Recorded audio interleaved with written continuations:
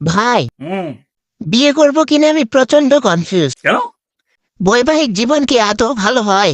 আরে গাধা, বিয়ে জাস্ট একটা শব্দ নয়, এটা একটা অনুভূতি। অনুভূতি। বিয়ে মানে এটা নয় যে দুটো মানুষের মিলন। দুটো কোথায়, মানুষ তো একটাই, দুজন মিলে একজন মানুষ। তোমার সুখ আমার সুখ, তোমার দুঃখ আমার দুঃখ, আমি কোথায় তুমি কোথায়, আমরা দুজন তো একই। এই ব্যাপারটা বুঝতে হবে। ভাই, তোমার কথাগুলো তো অনেক চিন্তা করে দেখলাম, এবার ভাবছি বিয়েটা করেই ফেলবো। বিয়ে, এই বিয়ের শব্দটা আমার সামনে নিবি না, মানে মাথাটা গরম হয়ে যায়। সিঙ্গেল আছিস, সিঙ্গেল থাক, কোন ঝামেলা জড়ানোর দরকার নেই। বিয়ে মানে যত সব ঝামেলা।